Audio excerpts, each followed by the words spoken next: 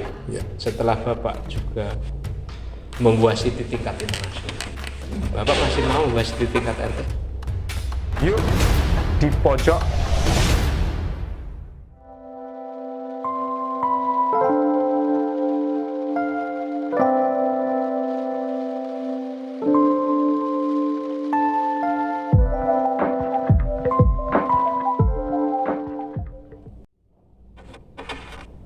Halo teman-teman kabar Handayani Files. Lagi-lagi walau di pojok yang spesial ada bersama kami, Pak Wahyono. Mas. Gimana kabarnya Pak? Alhamdulillah sehat. Kondisi pandemi sekolah bagaimana? Ya, selama ini kita anak-anak belajar di rumah. Anak-anak belajar di rumah. Tapi Bapak Ibu guru tetap masuk seperti biasa. Oke. Iya. Teman di pojok pasti beberapa bulan ini, beberapa minggu terakhir ini paling tidak asing dengan sosok Pak Wahyono. Dan ini sebuah kehormatan buat teman-teman walau di pojok ini bisa sedekat ini dengan beliau. Sebelumnya terima kasih banget Bapak sudah meluangkan waktu. Sama-sama Mas. Walaupun sekedar di pojok, ini sebuah kehormatan buat kami Bapak. Pak Wahyono, biar asik nih ngobrolnya. Ini nanti Bapak saya mau untuk menceritakan banyak hal tentang dunia bulu tangkis, juga motivasi Bapak untuk selalu eksis di dunia perbulu tangkisan Indonesia. Teman di pojok pokoknya jangan skip. Monggo Pak Wahyono. Baik. Assalamualaikum warahmatullahi wabarakatuh. Ya. Selamat pagi, salam sejahtera untuk kita semua. Mudah-mudahan teman-teman tidak bosan ya mendengar cerita saya yang itu saja. Nama cukup singkat, Wahyana gitu ya. Jawani sekali Pak. Iya. Hanya satu nama. Hanya satu nama. Itu pemberian orang tua sampai saat ini masih bertahan. Begitu. Kemudian saya mengajar di sini sejak tahun Di SMP Negeri 4 Patok. Oh ya. Ya, ini sejak Desember 1995. Jadi sudah tinggal Bapak ini di mana? Saya tinggal di Godean, Sleman. Selama sekian tahun dengan naik turun gunung. Betul, sekitar 26 tahun sudah saya jalani. Oh. Luar biasa. Oh, lanjut Pak. Ya, jadi kurang lebih sudah 26 tahun saya mengajar di sini. Saya mengajar mata pelajaran pendidikan jasmani, olahraga dan kesehatan atau disingkat Penjas Orkes, atau sekarang lebih singkatnya dengan PJOK begitu ya. Sekarang istilahnya PJOK. Ini salah satu orang seperti kami ini ketinggalan dengan istilah-istilah sekolah zaman sekarang. Iya, sebetulnya itu hanya singkatan saja karena setiap ada pergantian kurikulum kan kita menyesuaikan ya, kita menyesuaikan begitu. Sebenarnya sejak dulu saya di sini awal-awalnya tidak mengajar olahraga karena di sini pada saat saya datang dulu ada guru olahraga sehingga saya diminta untuk mengajar sejarah saat itu. Tapi pendidikan Bapak sebelumnya memang saya di olahraga, di olahraga. Okay. Mengajar sejarah kurang lebih 3 tahun, kemudian ini sebenarnya salah satu kelebihan guru Indonesia. Iya. Pendidikan olahraga tapi memahami sejarah, dan semoga saja semakin banyak walaupun guru matematika atau apapun mereka paham sejarah Indonesia. Iya, jadi tidak hanya sejarah, tapi saya pernah ngajar keterampilan jasa, kemudian diminta untuk ngajar TIK itu cukup lama juga, 3 tahun. Kemudian saya saat itu diminta untuk ngajar bahasa Jawa karena gurunya pensiun. Terus yang terakhir ini saya diminta selain olahraga ngajar bahasa Inggris juga. Iya. Dan dengan kondisi banyak kurikulum atau banyak mata pelajaran yang harus Bapak ajarkan kepada siswa, menurut Bapak bagaimana ini sistem pendidikan seperti ini? Ya, kalau sistem pendidikan Indonesia tentu saja dirancang agar semakin lama itu semakin efisien untuk bisa membawa anak ini ke tingkat kecerdasan yang maksimal begitu ya. Jadi memang setiap adanya perubahan kurikulum tentu saja bertujuan lebih baik, lebih simpel begitu agar kita bisa memajukan bangsa ini tidak ketinggalan dengan negara lain. Dan yang terakhir diluncurkan kan ada kurikulum Merdeka Belajar yang kebetulan di sekolah SMP Negeri 4 Patok ini termasuk sekolah penggerak yang mulai kelas 7 itu menggunakan ini kurikulum baru yaitu Merdeka Belajar. Tapi menurut Bapak dengan sumber daya pengajar saat ini yang kebetulan sudah terbiasa seperti Bapak harus bisa menyampaikan mata pelajaran yang mungkin tidak sesuai dengan pendidikan sebelumnya, maksudnya jurusan pendidikan sebelumnya ini menurut Bapak masih? Ya, teman-teman di sini kan boleh dikatakan termasuk seorang pembelajar gitu ya. Jadi mereka misalkan mereka diberikan tugas apapun jarang atau bahkan tidak ada yang menolak. Jadi mereka selalu siap, kemudian belajar, kemudian memberikan materi pada anak dan hasilnya juga cukup bagus kok. Ya. Ini pembelajar ini tadi saya garis bawahi. Ini adalah salah satu nasihat dari Pak Joko Yan Widyasta, pemilik Kabar Handayani itu juga, Mas, pokoknya selalu sadar bahwa manusia adalah makhluk pembelajar. Ini luar biasa dengan pemikiran logika atau wawasan seperti Pak Wahyono ini, sepertinya sangat recommended untuk generasi masa depan bisa lebih banyak berkecimpung di dunia. Makanya ketika kami memilih Pak Wahyono untuk menjadi teman ngobrol walau cuma di pojok, ini kami senang sekali. Iya Mas. Apa sih yang menjadikan Pak Wahyono ini lebih konsen pada perwasitan? Nah sekarang kita ngomong ke wasit nih Pak. Walaupun monggo juga diceritakan tentang tertarikan Pak Wahyono pada cabang olahraga bulu tangkisnya. Kan Bapak kan kalau nggak salah juga pengurus PBSI pusat ya. Iya. Jadi mungkin karena tipe saya termasuk seorang pembelajar ya. Jadi saya berusaha untuk menggali potensi atau kemampuan yang ada pada diri saya dengan prinsip yaitu lifelong education ya. Jadi belajar sepanjang masa, sepanjang hayat begitu ya, sepanjang hidup. Itu sehingga saya berusaha untuk selalu belajar tidak hanya pada tugas saya yang utama, tetapi ada beberapa sampingan yang memang harus saya lakukan karena saya punya prinsip bahwa orang yang baik itu kan yang bermanfaat bagi orang lain. Lovely. Ya. Itu.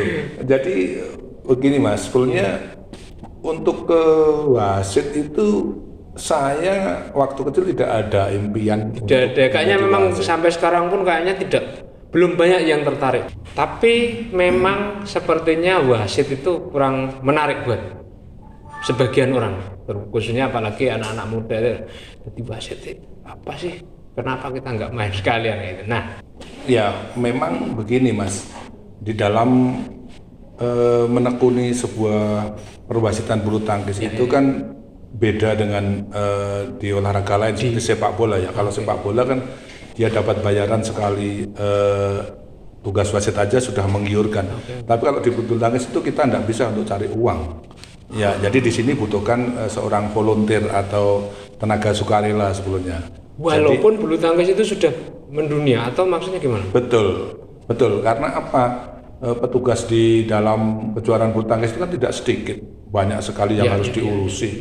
Bahkan satu lapangan aja kalau sekali tugas itu kan bisa 12 orang. Ya kan? Kalau di sepak bola paling hanya wasit utama, pembantu 2, instruktur paling 5 orang kan. Tapi pernah jadi wasit sepak bola juga? Belum. Kalau bola voli pernah saya. Jadi kalau ditanya tentang mengapa saya ke wasit, this is to be honest, I have never ever dream to become a badminton umpire. Jadi saya tidak punya mimpi sedikit pun untuk menjadi wasit bulu tangkis sebelumnya. Ya ini yang menarik yang ini Pak. Karena memang menjadi wasit itu buat orang-orang seperti kami pun juga kurang menarik. Ngapain sih? Padahal kan vital sekali. Iya. Tetapi kan begini, dulu kan saya itu atlet voli ya, atlet voli di Jogja begitu. Nah saat itu saya cedera ankle yang sebelah kiri ini cukup parah. Terus dokter menyarankan untuk berhenti saja karena itu memang nanti kalau dilanjutkan akan berbahaya untuk kedepannya begitu. Nah akhirnya setelah kurang lebih 1,5 tahun lah saya menyembuhkan cedera, itu diajak main bulu tangkis. Nah, di situ saya main ya setelah beberapa bulan itu saya ditawari untuk menjadi hakim garis. Hakim garis itu yang seperti apa sih? Saya kan juga nggak tahu. Itu loh kalau yang shuttle-nya masuk menunjuk begini, kalau yang shuttle-nya out bilang out begini. Oh kalau seperti itu bisa lah saya, karena saya senang juga. Oke lah saya laksanakan. Nah itu selama 2 tahun saya diajak untuk menjadi itu, hanya penunjuk garis itu, belum jadi wasit gitu. Eventnya ke Jurda atau ke Jurkap begitu. Iya. Bahkan pernah di ini hakim garis di kejuaraan Milo Internasional juga. Pernah kan dulu di Among Raga itu. Nah gitu. Nah setelah begitu saya itu ditanya sama teman apakah tidak tertarik untuk menjadi wasit. Tapi ya itu tadi jangan mencari uang di wasit gitu kan. Sudah dipesenin gitu ya? Sudah begitu. Gitu. Terus akhirnya ya tidak masalah kalau memang saya bisa. Akhirnya ada ujian wasit tingkat Kabupaten Sleman, saya diikutkan. Dan saya juga tidak mengira bahwa ternyata saya malah ranking 1 sebagai wasit. Sebagai wasit itu ujian teorinya saya dapat 100. Itu. Nah, setelah begitu kan terus teman-teman itu tahun berapa? Itu tahun 2000. Nah, setelah begitu kan terus teman-teman itu menyarankan udah kamu lanjut aja, kamu bisa ternyata gitu kan. Nah, setelah itu saya sebenarnya juga nggak begitu tertarik ya karena memang menyita waktu saat itu. Jadi hakim garis saja kadang-kadang pulang sampai rumah jam 12 malam, jam 1 dini hari gitu kan. Terus teman-teman selalu mendorong begitu. Saya juga, waduh saya bagaimana dengan pekerjaan saya juga kan gitu kan. Saya harus ngajar juga. Waktu itu sudah wirawiri? Sudah 5 tahunan di sini. Ya akhirnya teriring dengan berjalannya waktu 2002 itu saya tiba-tiba dikirim dari Kabupaten Sleman untuk ikut tingkat provinsi. Ya. Oke, akhirnya saya sanggup dan ternyata di situ saya juga ranking 1 dari tingkat provinsi itu. Makanya setelah begitu kan. Tapi sebelumnya peserta untuk ujian wasit itu banyak nggak Pak? Ada 26 saat itu. 26. Untuk DIY ya? Iya. 26. Banyak yang tertarik juga dari 5 kabupaten kota saat itu memang dikatakan cukup banyak juga. Tapi yang ya itu tadi yang akhirnya bisa naik ke level nasional bahkan lanjut kan hanya beberapa saja. Nah itu. Nah setelah begitu akhirnya karena saya sudah menjadi milik DIY, ya mau tidak mau saya aktif di tengah-tengah kesibukan saya ke sini. Bahkan kadang pulang sampai rumah jam 1:30 pagi, paginya jam 5:30 harus sudah berangkat ke sini. Ya itu memang berat saat itu ya perjuangannya. Dan setelah itu di Kejurnas 2005 itu saya dipanggil untuk ujian wasit nasional B. Nah itu saya ikuti, saat itu ada 14 atau berapa itu. Akhirnya saya di situ ranking 1 lagi. Tingkat nasional? Iya, nasional B masih pakai bahasa Indonesia. Teriring dengan perkembangan waktu juga, tahun 2006 ada Indonesia Open di Surabaya itu, saya dipanggil untuk ujian nasional A, yang mana semua sudah menggunakan bahasa Inggris. Ya. Wah, saat itu kan hanya 1 bulan persiapan ya. Saya berusaha untuk belajar. Ini tantangan saya di situ yang seneng. Buat tantangan saya harus belajar meningkatkan kemampuan bahasa Inggris saya.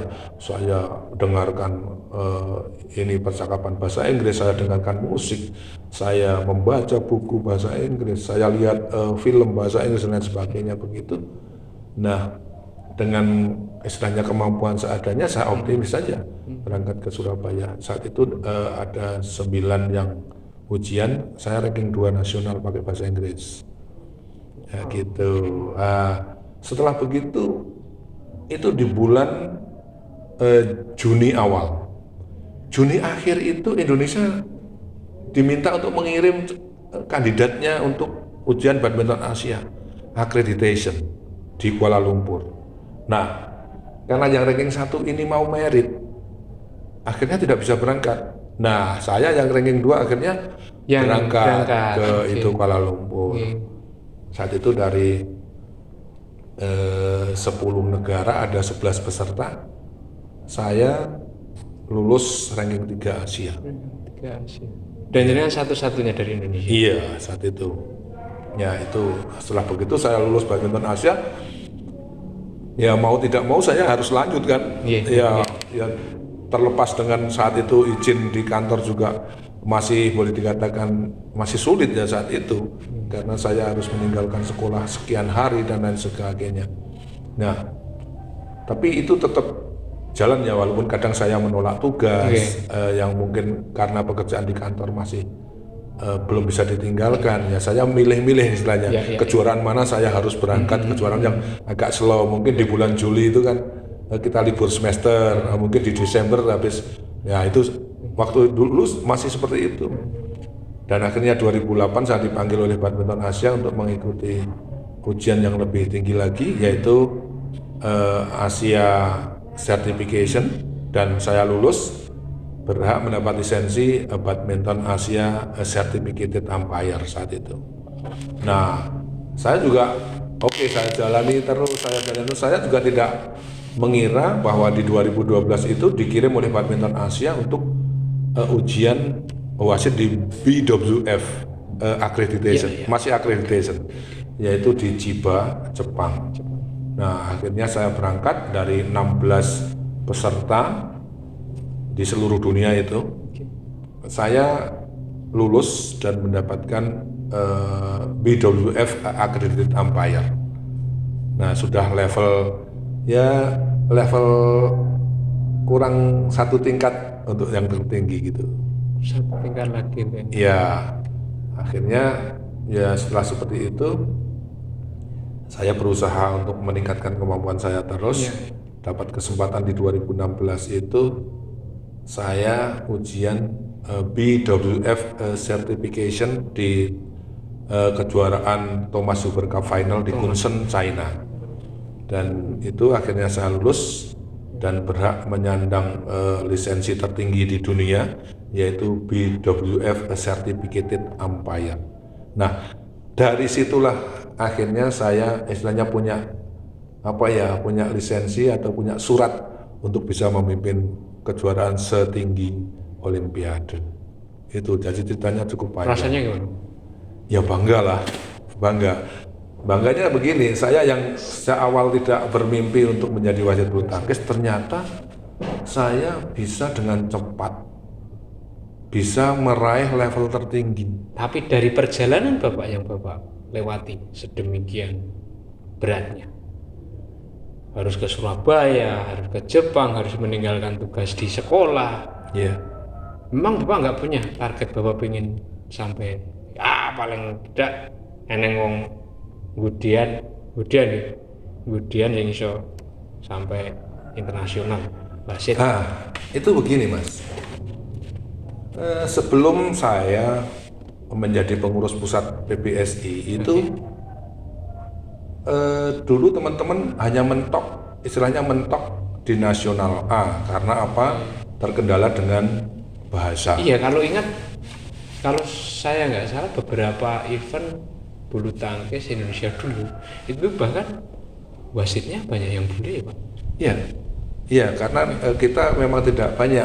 Nah, akhirnya setelah saya masuk ke pengurus pusat Persatuan Bulu Tangkis Seluruh Indonesia atau PBSI, saya punya program bahwa perekrutan wasit-wasit muda itu perlu, sehingga saya punya program memberikan pelatihan wasit ke tingkat-tingkat provinsi. Bahkan belum lama ini saya juga memberikan materi di Sumatera Utara juga. Itu.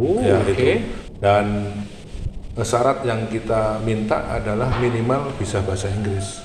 Sehingga dia nantinya tidak hanya mentok di nasional, tapi bisa ke badminton Asia ataupun. Tapi kalau sekolah wasit sendiri ada nggak sih? Tidak ada. Artinya setiap orang yang memang berminat untuk terlibat dalam dunia bulu tangkis, kita ngomong bulu tangkisnya, misalnya, Bu saya tak belajar wasit, itu bisa kan? Kalau belajar bisa, misalkan tutorial ya, tutorial. Kalau sekolah kan memang belum ada ya, sekolah yang. Enggak, maksudnya terus bisa bergabung dengan teman-teman wasit. Ya, jadi kalau ada misalkan teman-teman yang memang punya kemauan begitu, ya saya sarankan untuk bergabung di kabupaten kotanya masing-masing dulu. Nah, di situ biasanya ada penataran tingkat kabupaten kota. Kemudian nanti lanjut ke tingkat provinsi. Bahkan PPPBSI atau pengurus pusat PBSI itu kan memberikan dana untuk pelatihan wasit, referee, kemudian turnamen planner, terus sama SI, yaitu sistem informasi itu. Selama ini program untuk wasit ini minimal di Jogja, di DI. Di Jogja kami sebelum pandemi hampir setiap tahun pasti ada ujian tingkat daerah, karena saya juga termasuk seksi perwasitan di DIY juga. Jadi program kami memang setiap tahun itu menyelenggarakan ujian daerah. Ketertarikan masyarakat yang ingin jadi wasit nampaknya paling enggak. Ya untuk akhir-akhir ini kok agak berkurang ya. Saya nggak tahu apa begitu. Tapi menarik Pak, ketika Bapak sendiri juga mengakui bahwa ini akhir-akhir ini agak berkurang, tiba-tiba ada wasit untuk Olimpiade. Ya, setidaknya begini, dengan prestasi yang saya capai ini, harapan saya itu ada masyarakat atau generasi muda yang terinspirasi, kemudian termotivasi, ya kan, untuk bisa menggeluti perwasitan bulu tangkis. Tidak hanya bulu tangkis sebenarnya, karena untuk memajukan sebuah bangsa, sebuah negara itu tidak hanya dalam satu kegiatan saja, bisa bermacam-macam kegiatan. Saya pernah mendapatkan cerita dari beberapa teman bahwa untuk beberapa cabang olahraga wasit harus dari negara ini karena terkenal dengan ketegasannya, dengan seperti itu. Itu memang ada Pak? Ya, jadi kalau tergantung ya bukan dari negara sebelumnya, tergantung dari personal dari wasitnya juga. Oh iya kan? Tapi paling tidak kan begini Pak, ketika seorang personal sebagai seorang wasit itu dari negara sana. Representasi dong. Seperti Bapak kemarin kita melihat foto ketika berhadapan dengan Willy pemain bulu tangkis itu kan gagah banget Indonesia. Saya masih merinding loh Pak kalau ingat. Keren. Ya karena bangganya di situ ya, karena pada saat saya mau menjadi wasit itu kan pasti disebutkan representatif from Indonesia gitu kan, negaranya kan perwakilan dari Indonesia, Wahayana begitu kan, sehingga di situ rasa kebangsaan saya kan muncul dan kebanggaan saya luar biasa karena ini membawa ini. Nah, karena ada embel-embel nama negara itu, maka saya memang harus betul-betul mengeluarkan kemampuan yang saya miliki, jangan sampai salah sehingga jangan sampai ada sebutan wasit Indonesia ternyata seperti itu. Dan selama ini alhamdulillah saya belum pernah mendapatkan istilahnya protes dari pemain yang keras ya, dalam artian selama ini saya memimpin dengan kalau menurut orang-orang katanya baik begitu, sehingga kemarin bahkan di Olimpiade itu kan ada 26 wasit dari 5 benua. Dan dari Asia itu hanya dipilih 1 untuk memimpin pertandingan final perebutan medali emas.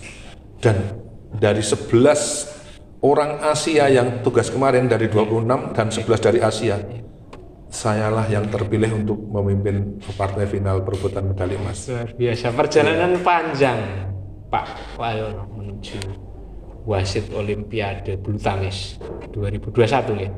Ini sebenarnya menginspirasi banyak orang. Orang juga kaget kok. Wah, seperti seolah-olah melesat. Mungkin karena memang tidak banyak yang mengikutinya dari awal. Terus, terus kebanggaan masyarakat Gunung Kidul sendiri juga, kebetulan guru dah di Gunung Kidul. jadi ini vibrasinya atau getarannya itu kemana-mana, Pak. Dari lingkup kecil sampai lingkup besar, bahkan mungkin sekarang beberapa teman yang wasit lokal mungkin sekarang mulai berpikir, ternyata wasit kudu bisa bahasa Inggris juga ya. Kayak gitu kan artinya walaupun sederhana mungkin siapa tahu malah untuk turnamen-turnamen kecil sudah berani pakai bahasa Inggris kan lumayan. Mungkin antar kampung wasitnya sudah, ayo kita sambil belajar bahasa Inggris misalnya gitu. Tapi Pak Wahyono sendiri selain tentunya kebanggaan masyarakat Indonesia sebagai wasit Olimpiade bulu tangkis ini, Pak Wahyono sebagai guru semangat ini juga ini kan sampaikan, ayo toh sinau wasit pada anak-anak didik. Ya, kalau motivasi dan himbauan pasti sudah pasti saya sampaikan kepada anak-anak. Tetapi memang untuk usia SMP itu masih terlalu dini ya kalau untuk menjadi wasit, karena kematangan berpikirnya juga pasti masih belum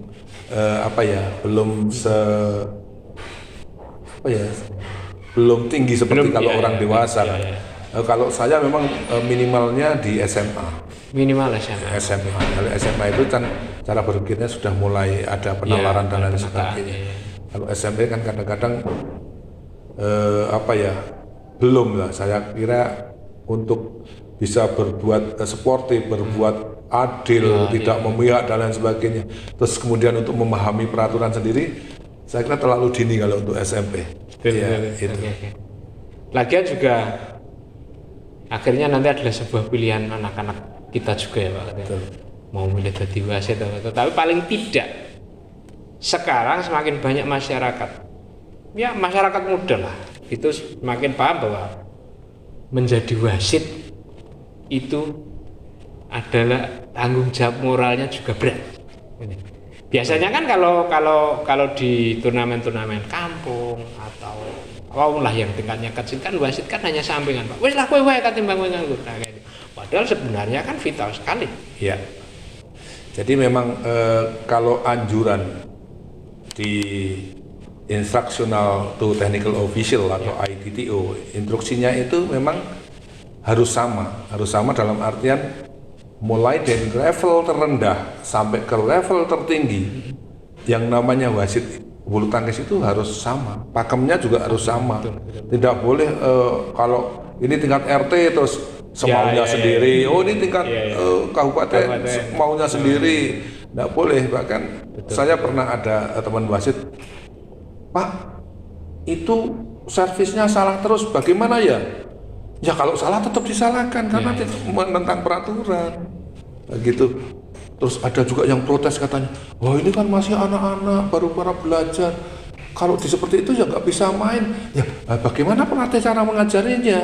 Kembali ke pelatihnya. Kalau hal yang salah itu kita biarkan. Anak itu menganggap bahwa seperti itu boleh.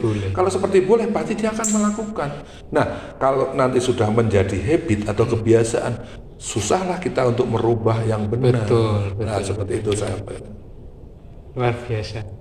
Jadi wasit yang banyak sebagai orang itu tinggal sampingan tidak ramai lumayan kayak gitu ternyata. Iya.